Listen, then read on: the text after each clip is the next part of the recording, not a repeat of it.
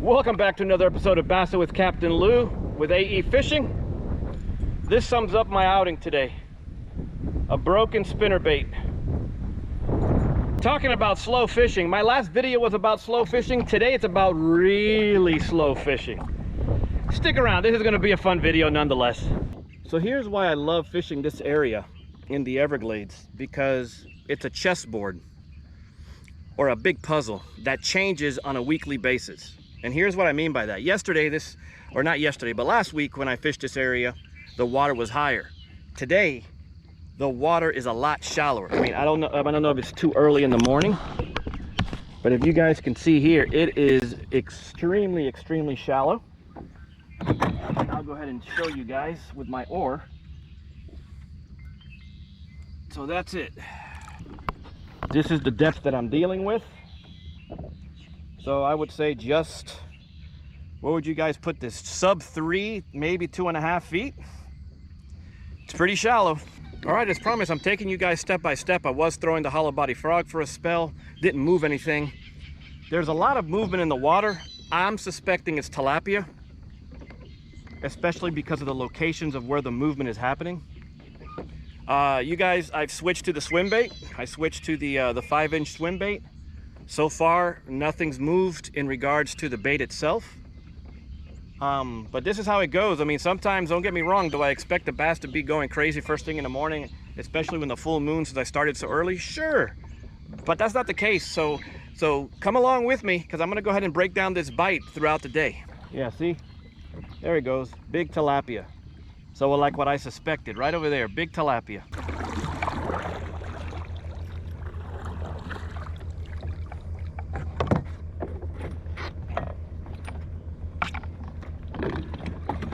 As I said earlier, it's not for the weak-hearted. You got to get physical and paddle sometimes. Keep you guys up to date about every hour or 45 minutes. The moon has since set. I have stayed in this area here. I mean, I don't know how many acres this is that I'm in, but I've done just big, very lazy circles. I've gone out to the deep ends, I've gone to the shallow ends, and I only got that one little fish, that one little bass. So I'm just gonna break down the water, take my time. Full moon bites for me are like that. I mean, the bite for me doesn't start to pick up until the afternoon, so I have to pace myself. I can't kill myself power fishing too much, but I'm going to anyways. So anyways, what I'm gonna do is I'm gonna go ahead and cover some more water, cover the area, and see if I can come across some form of signs to keep me on a certain path. So stick around. In case some of you are wondering, what am I throwing next? I am throwing the swim jig. You guys are more than welcome to watch the video I dropped last week in regards to the swim jig. But yeah, let's see how it goes. I changed my mind. I'm gonna go with the swim bait. This water clarity is off the charts. So if I could attract them from a long distance, I will with this flash. And I saw some bait fish in the area in schools, so let's see if this may work. So as I'm fishing here, I want to get some community involvement. We've had an influx of a lot of new subscribers, so I have a question for you guys for a change. What is your go-to bait when the fishing is slow? What is the one lure or bait that grounds you, helps you fish and start thinking about what's going on conditional wise or fish behavior wise, that just, it's like a security blanket. You know that the bite is slow, but you know that the bass will hit that lure. What lure is that for you? Share down below. I would really appreciate it. I know many will say when it's slow like this, just start throwing a soft plastic, some sort of a stick bait, ribbon tail, and just start working the bottom slow. And that's very valid. But that's not my confidence bait. You see, my confidence bait, I have a few, but my confidence bait in these type of situations is the spinner bait. I get to cover a lot of water.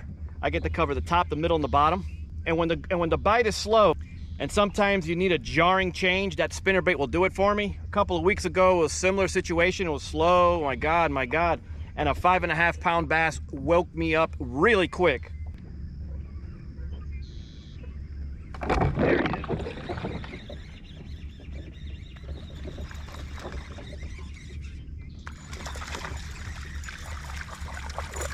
Oh, he threw. Oh, look what happened, guys. My spinnerbait broke. Oh no. Look at where it broke at, right at the loop. Look where it broke, right at the loop. Oh man. Mike, your spinnerbait broke. But listen very carefully. I cannot blame the spinnerbait in this situation. Here's the reason why. If you guys have been watching my marshland videos with the little boat, I have been throwing that spinnerbait a lot.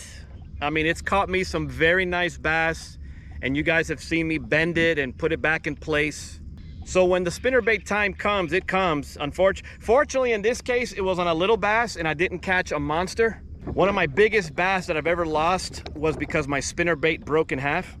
So this is known to happen, but the cool part is I got a few more spinnerbaits coming anyway, so stick around. Now the question is, did I pack more spinnerbaits? Uh-oh.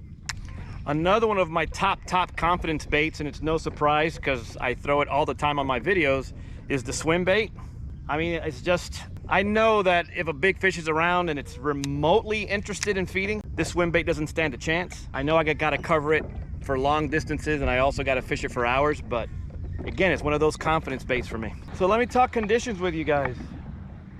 Partly cloudy skies, 0 wind.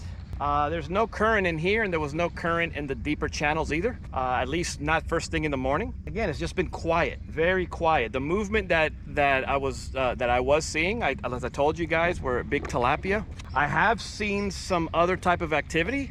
I can't confirm if it's bass, but that's the thing. I mean, you got to put your time in, and I'm covering everything I possibly can, and let's see what happens. Sometimes it's just a waiting game.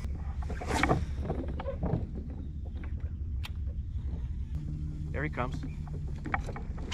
There he is. That's a good fish. That's a freaking good fish. Oh man. It is a good fish. Yep.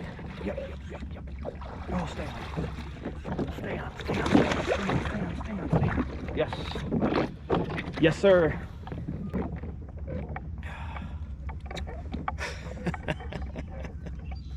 So back to square one. I don't know if the entire sequence was caught on camera, so I'm just going to explain to you guys what happened. I'm going to turn you guys because I just want to share with you guys so you guys can learn. All right, so you see over there, there's these pencil reeds, the end of that point of pencil reeds and that pepper grass. I was swimming the swim bait right up along that edge, and that bass, like a submarine, started swimming, picking up speed behind the swim bait, and then the swim bait got heavy, and then I set the hook, and then as you guys saw, it was a nice bass. But that's how they are. That was a loner, so you know what that means. I just got to keep covering water. So when breaking down cover, I'm going to be a little bit more advanced with you guys, and I'm a little bit more cognizant. I want to be a little bit more cognizant of what is it that I do, because you guys ask excellent questions, and I would swear that I would cover it, but I didn't cover it. So when you see something like this, I like this. You see, the reason why I like this is because it's not a massive pencil reed mat. You see, I mean, the whole thing is probably in your screen now. So what I do is I just start covering each of the sections. I do quadrants. I'll do this section, right, left, middle. Then I go to the next quadrant, right, left, middle. And I just break it down in that sequencing. If there's a bass to be had in there with that type of cover, it'll hit it, unless it's sitting on a bed or something like that. But it'll show some signs with this shallow water. You'll see a sign that there's a big fish, but nothing so far. All right, so here's what we got going on. I'm moving more into the interior of the marshes. Give you guys an idea of the depth I'm dealing with. Okay, it's right about here in regards to my paddle. So what do we say? That's about, I would say a little bit over 3 feet in depth. Pepper grass all over the place. I mean, look at all this pepper grass.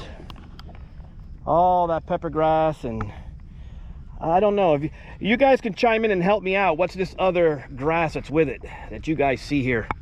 What's the grass that's on the bottom over there? That grass on the bottom that gives it like a carpety look. What is that? What vegetation is that? For my vegetation guys out there, let me know what that vegetation is. That way I could be a little bit better in my description. All right, guys, so 5 hours in. It is currently 11:30. I took a little bit of a break. I've only caught 5 fish. So needless to say, it is slow. So what's going on in my brain? What's going on? Let me walk you through what's going on. So there's been a significant change in regards to the conditions here, meaning they're draining. The water is actually dropping. That's common out here. They do that every few months. They drain it and then they refill it, because this is a equalization basin, so they utilize this area to filter and clean up the water before they push that water south. So they're draining this area, and it's very, very shallow. Another factor that I got going on, it was the full moon last night. The full moon and I have this love-hate relationship with it. But the fishing activity has been very minimal, to say the least. But like I said, I'm going to be out here for probably, probably another 4 hours. So I just wanted to give you guys an update. I'm still trucking along. I'm just spinning my wheels trying to figure out if I should transition into deeper waters. I don't know, but regardless, I am bringing you guys along. Here's a lesson when you guys come out here with little boats. My main battery died. It's a lithium battery. It does pretty well out here, but looks like because of all the thick vegetation and everything else over the last few hours, I killed it. Fortunately for me, I have a spare battery. I'm about a mile away from the truck, so I'm gonna start heading closer to the truck, because now I'm on my spare. The wind has really picked up, and for me to row myself back to the truck it's not gonna happen. So anyways, here's a public safety announcement. Always have a spare battery. So yeah, I wasn't expecting that battery to die. But like I said, fortunately I have a spare. But now I'm on my spare battery. It's a 24 volt. Or it's a 24 series rather. And I just don't know if the juice will be able to last for several hours. I can't risk getting caught in those flats with this wind. Regardless of the wind, I can't risk getting caught in there, because the vegetation is so thick that I would physically wear myself out rowing out. So because of safety concerns, I'm gonna probably have to cut the trip short, but it is what it is. More than likely what I'm gonna do is I'm gonna fish closer to the truck and see maybe if the bite turns on close to the truck. So all is not lost, but I'm just taking precautions. All right, guys, I'm gonna go ahead and wrap this up. It was a grind today, to say the least. If my video last week was in regards to slow fishing, today's video is in regards to really, really slow fishing. I only boated today 5 fish, biggest being 3 pounds. Whew, they put me to work. I broke a spinnerbait. My main battery died. That's why I'm calling it quits early. I can't chance it with this smaller battery. I gave it my all. Hopefully you guys learned a few things. Like this video, share this video, better yet subscribe. We are growing and I want you guys to be part of this growth. You guys want to learn about slow fishing tips and tricks, check out this video right here. You guys want to learn about swim jig fishing, I had a blast last week. Check out that video right there. Thanks for watching, guys. Take care of yourselves.